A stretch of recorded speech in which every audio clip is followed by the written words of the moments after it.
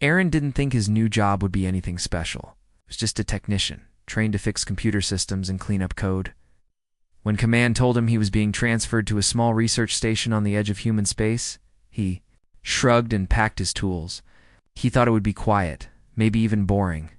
He had no idea how strange things were going to get. The station, called Harmony Post 7, floated near a peaceful sector shared by humans and several alien species. It was built as a center for communication, research, and learning. Most of the people there were scientists, translators, or cultural workers. Aaron wasn't either of those. He just kept the systems running. He stepped off the shuttle with a duffel bag and a tablet. The station looked clean and calm. Curved walls, soft lights, and wide hallways gave it a peaceful feel. A guidebot rolled up to greet him. "Welcome." "Technician Aaron," it said in a friendly tone. "You've been assigned to Sector C. Follow the blue lights."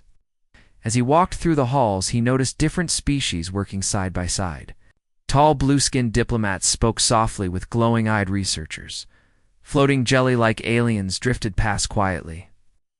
No one paid much attention to Aaron. That was fine with him, but that changed when he reached the common lounge near his quarters.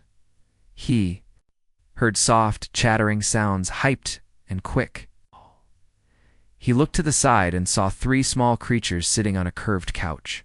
They had large ears, bright eyes, and fur that shimmered in different colors.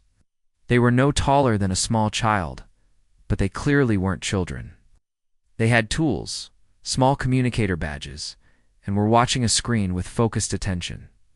One of them noticed Aaron. She tilted her head and stared. The other 2 turned to look as well. "Is that the human technician?" one asked in a curious voice. "I think so. He smells new." "Look at his hands, strong but gentle." Aaron blinked. He wasn't used to being talked about like that. "Ah, hi," he said. They all stood up at once and came closer. "We're Niari," said the one with silvery fur. "I'm Leary. This is Misa, and that's Kika." "Okay," Aaron said, unsure what else to say.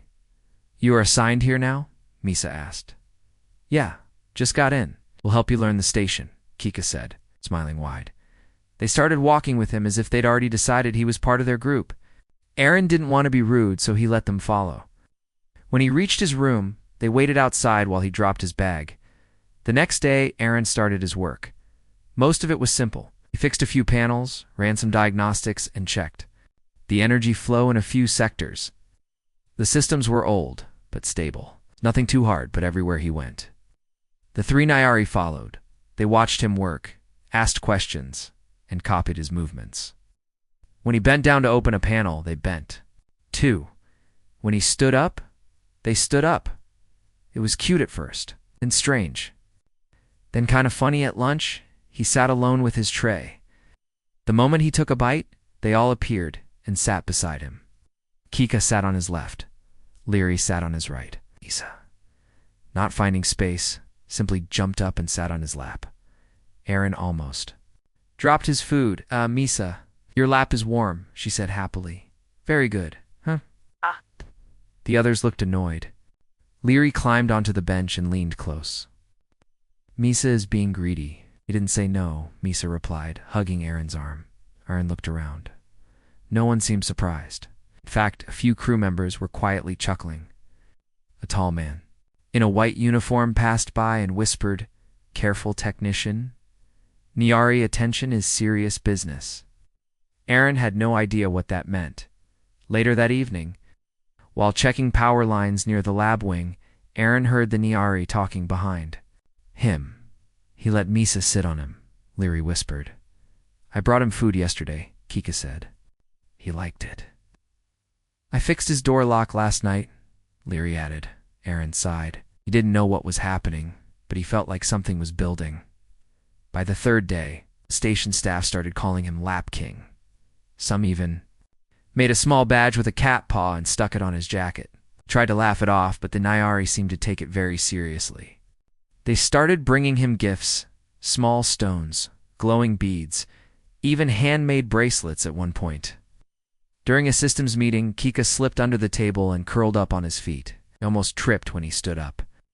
Misa showed up later during His rest hour, bringing a warm pillow and placing it on his lap without asking.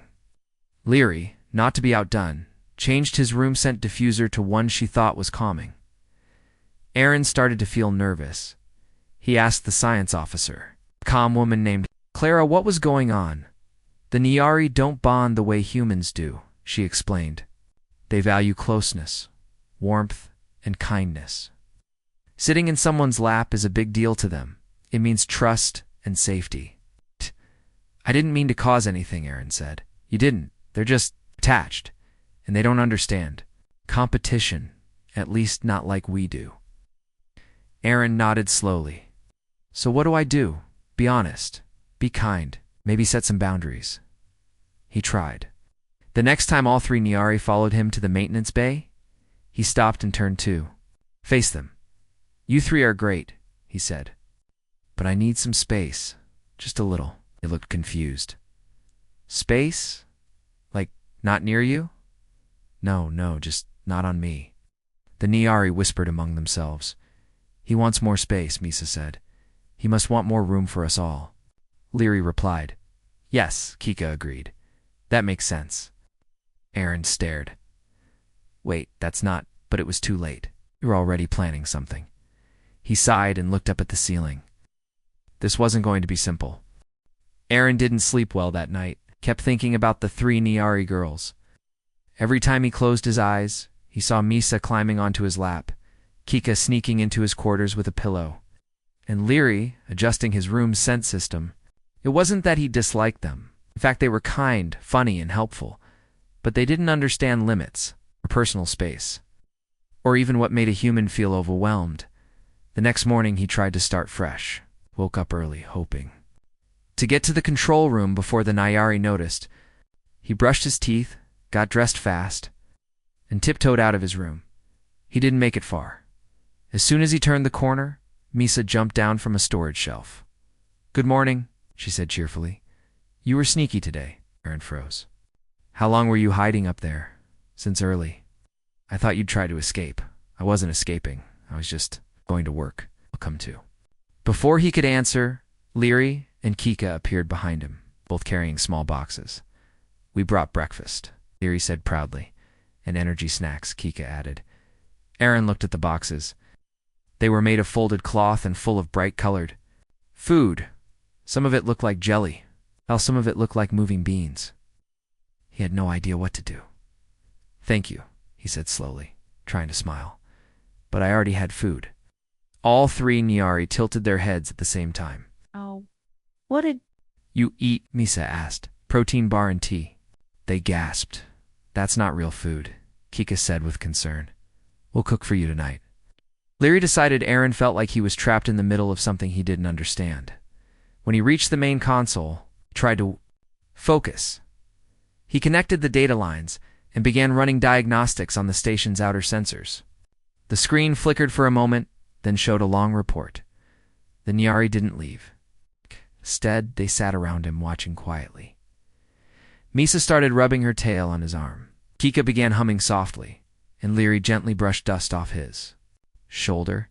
It was like being surrounded by furry attention. Other crew members passed by and grinned. One of them, a young pilot named Jake, leaned over and whispered, You know, most of us had to earn respect from alien allies. You just sat down and became royalty, Aaron groaned. I didn't ask for this. Lucky you didn't bow, Jake said. They might have proposed marriage. Don't joke like that. But deep down, Aaron was worried. He still didn't know what to do. The Nyari didn't mean harm. They were just being them. Later that day, during a system check on Deck D, things got worse. Aaron bent down to scan a faulty energy coil. Suddenly, Misa jumped onto his back, like a backpack. Surprise lap, she shouted, giggling. Aaron nearly dropped his scanner. Misa, this isn't a lap. Close enough.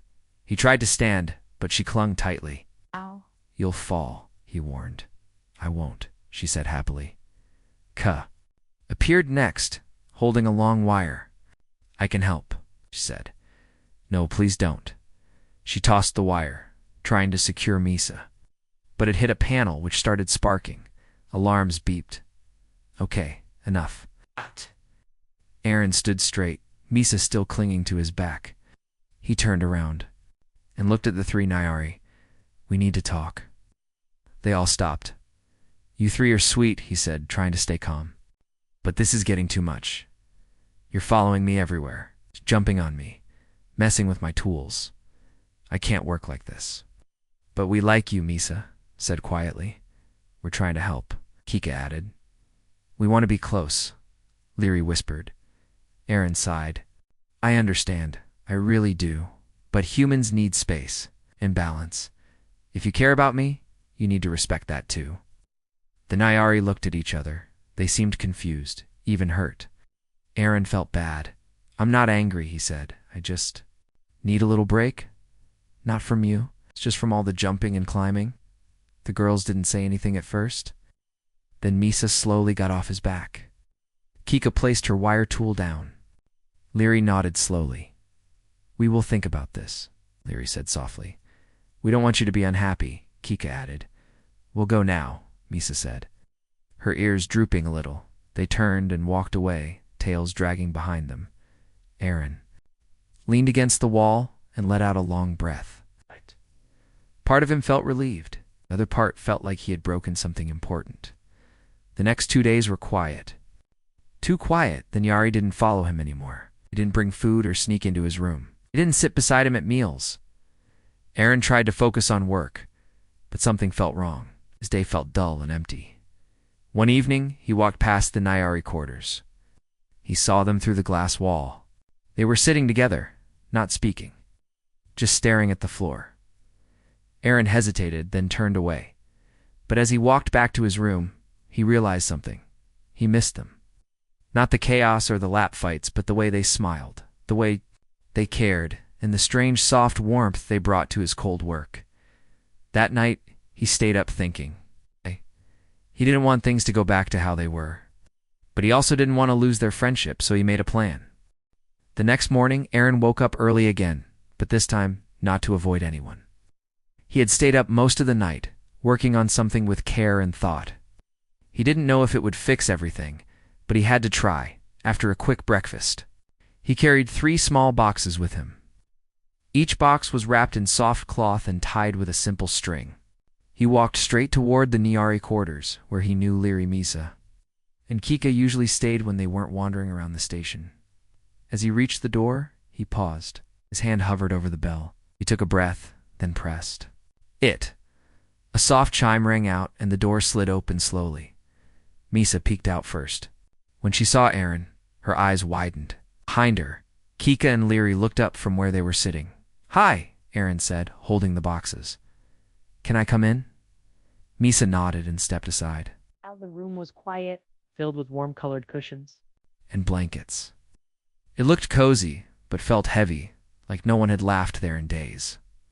I brought something, Aaron said, kneeling down and placing the boxes on the floor. For each of you. The 3 Nyari looked at each other, then carefully stepped closer. What is it? Leary asked softly. Just open it, Aaron replied. Misa opened hers first. Inside was a small circular pin, shiny and smooth, with a tiny paw symbol in the center. Around it were little blue dots, like stars. This is, she started. A friendship badge, Aaron explained.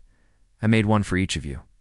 I figured if sitting on my lap means something special to you, I should give something back that means something too. Kika opened hers next. Her pin had a green shimmer and a tiny wrench symbol beside the paw. Leary's had a swirl design, shaped like a spiral of air. Each one matches what I think makes you unique, Aaron said. Kika, you're always fixing or adjusting things. Leary, you keep everyone calm. Misa, you're full of energy and joy. The Nyari stared at the badges. Then at him. You made these? Kika asked. Yeah, by hand. Last night, they were quiet for a long moment, and Misa rushed forward and hugged him. You're not mad at us? She asked. Double quotes, no. Some space, and now I want to make it right. Leary stepped up. You really thought about us? I did. Aaron nodded. I have one more idea. Something that could help all of us. He pulled out a small tablet and showed them a chart. This is a time schedule, he said. Instead of everyone trying to be with me at once, we can take turns. Each of you gets time with me working, talking, or just sitting without fighting or jumping in. Kika tilted her head like, turns. Exactly. Fair turns. We've never done that before, Leary said. Well, maybe it's time. To try. The Nyari looked at each other. Misa shrugged and said, I like fair. Me too, Kika smiled. It will stop the fighting, Leary agreed. Aaron smiled. Great, then it's settled.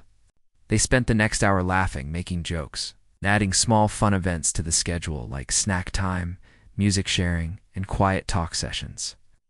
By the end, things felt warm again. Later that day, Aaron walked into the main system hub. He had work to do, and the Nyari were following the new plan. Misa was with him for the first slot, but this time she stayed beside him without jumping or grabbing. She asked questions, listened, and even helped carry a TOOKIT dot. As they finished, she handed him a small box. What's this? Aaron asked. Peace snack, she said. Nyari style. Didn't cook it myself, though. Kika did. Inside was a soft, jelly-like pastry shaped like a star. Thank you, Aaron smiled. I'll eat it on break. Ow! During the next slot, Leary joined him. In the station's greenhouse. He was checking the water systems, and she helped by calming the fluttering plant pods that reacted to motion. She whispered softly to them, and they settled down. You have a way with things, Aaron said. You helped us calm down, she replied. We're just learning to return it. In the evening, Kika showed up during his rest hour. Instead of surprising him, she knocked and waited. When he let her in, she sat at the edge of the couch, holding a small tool. I fixed your tablet, she said. It had a flicker problem. Now the display is stable. Aaron looked at it. Wow, thanks.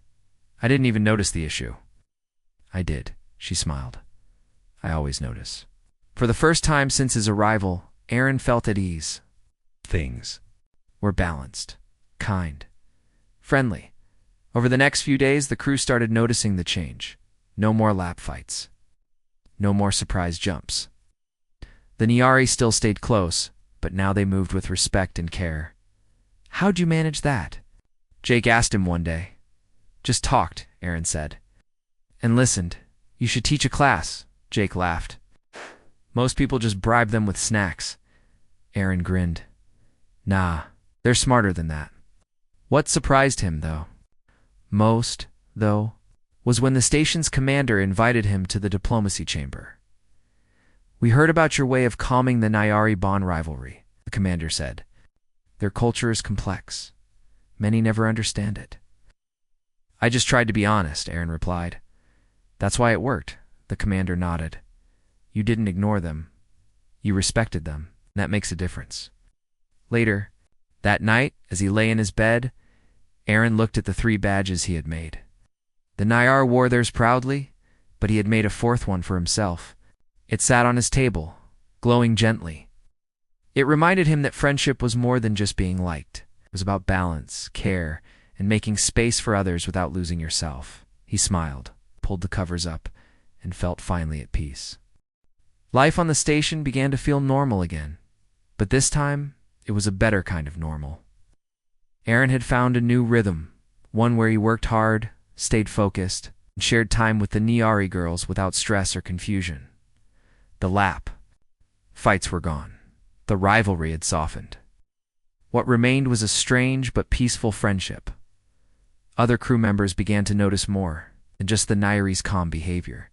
They noticed how well Aaron's systems were running, how smooth his reports were, and how the Nyari girls helped without causing trouble. Together, they made the station better one day. During a maintenance shift in the docking bay, Commander Laura called Aaron for a private meeting. You've created something unique here, she said. I've watched how you handled the Nyari. I've never seen them work so well with a human. I was just honest with them, Aaron replied. Honest, yes, but also patient, respectful, and creative. Commander Laura showed him a message on her tablet. The Nyari elders have heard about your method. They want you to represent this station at the next Alliance Harmony Circle. Aaron blinked. What's that? It's a cultural meeting. Many species share how they build trust and solve small conflicts without war. Humans are rarely invited to speak, but the Nyari elders insisted. Aaron felt a mix of pride and nerves. I don't know what to say. Just speak from the heart, Laura said. That's what got you here. The next few days were full of preparation. While Aaron worked on his short speech, the Nyari helped in their own way. Misa made decorative pins using shiny metal scraps and gave them to him for good luck. Kika cleaned his tools and updated the station translator software. Leary, with her quiet voice, helped him practice his speech at night. When the day of the meeting arrived, Aaron wore his uniform clean and neat. On his chest was the badge he made for himself, matching the ones he had given to the Nyari. As he stepped into the small meeting room, he saw representatives from over 12 species. They were watching him with curious eyes. A soft bell rang. It was time. Aaron stood and took a breath. "Hello," he began. "My name is Aaron. I'm not a leader or a diplomat. I'm just a technician. I fix broken things. But when I came to this station, something unexpected happened." He paused, glancing at Misa, Kika, and Leary, who were seated quietly near the wall. 3 Nyari girls started following me. They were curious, kind, and very energetic. At first, I didn't understand them. They didn't understand me. There were some funny mistakes, some awkward moments. But in the end, we learned something important. He held up the badge, double quotes, respect, space, kindness when you mix these things with honesty. Psst, you don't just fix wires. You fix connections between hearts. There was silence. Then, soft clapping from the Nyari. Other species followed, and soon, the whole room echoed with gentle applause. After the meeting, a tall, green-scaled alien approached him. "We need someone like you to teach our youth," he said. "It's not how to fix machines, but how to build peace." Aaron smiled politely. "I think peace starts with listening. Maybe letting someone sit on your lap if you're okay with it." The alien blinked. "We do not have laps." Aaron chuckled. "Then maybe just be present." The rest of the day went well. Many leaders spoke to him, asking about his methods, his schedule chart, and his small friendship badges. Some even requested copies of his translator settings back at the station. The Nyari girls were glowing with joy. They had never seen their kind so proud. "You spoke like a hero," Misa said, jumping into the air. "You were calm," Leary added. "And your words didn't glitch," Kika noted. "Thanks to your help," Aaron replied, as the celebration quieted. Aaron looked at the 3 of them and said, "You know, I couldn't have done this without you." "We know," Misa said proudly. "We shaped you. We supported you," Kika grinned. "We stood beside you," Leary added softly. Aaron nodded. "And now I want to do something that honors that." They tilted their heads. He reached into his pocket and pulled out a small case. "I've been working on something. It's not about turns or schedules. It's about unity." He opened the case.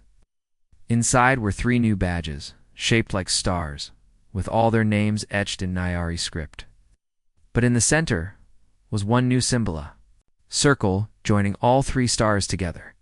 "This is for all of us," Aaron said. "No more thinking about who's first or who gets more time. We're a team now." The Nyari were quiet. Then Misa burst forward and hugged him tightly. "You're our human now," she whispered. "We'll protect you forever," Kika added. "And we will never let you feel alone again," Leary said softly. Later that night, as the station lights dimmed, Aaron sat in the common lounge with his back against the soft wall.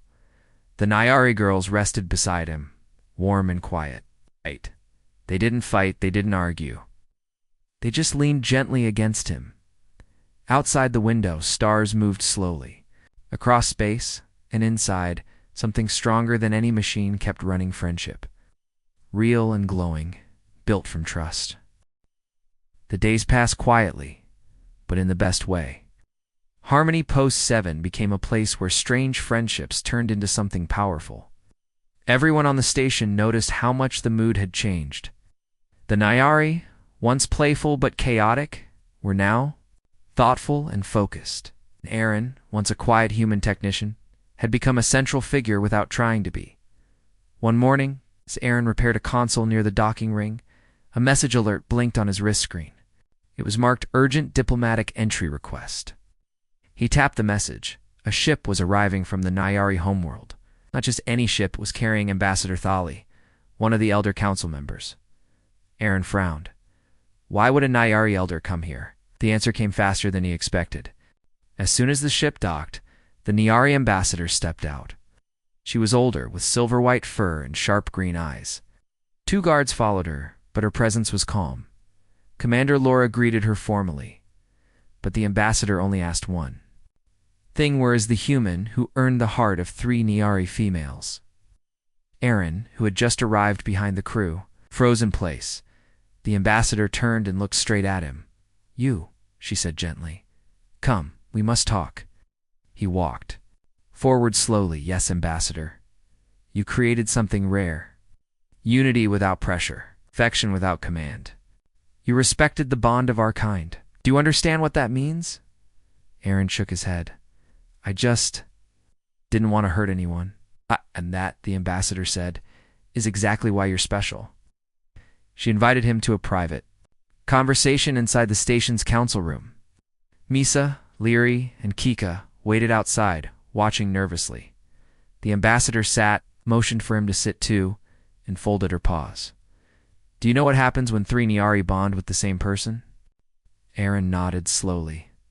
They fight over him. Usually? They used to, but rarely does that last, she said. Our people were divided before. Now, because of you, something different has begun. Your schedule may seem small, but it has become a model. Even on our homeworld, Nyari are trying it with great success. Aaron blinked. Wait. The whole species is doing what we did here. Not all, she said, but many. And your badges? They are being shared in schools now. He leaned back in the seat. This is a lot, which is why I must ask, the ambassador said. Will you accept our offer? Aaron looked confused. Offer? She pulled out a small box and opened it. Inside was a glowing pin with the Nyari Council mark, a spiral within a star. You are invited to be the first human Nyari peace advisor. You'll represent us in interspecies harmony discussions. You'll train you, teach you, and give you access to our deepest traditions. Aaron stared at the pin. I'm just a technician.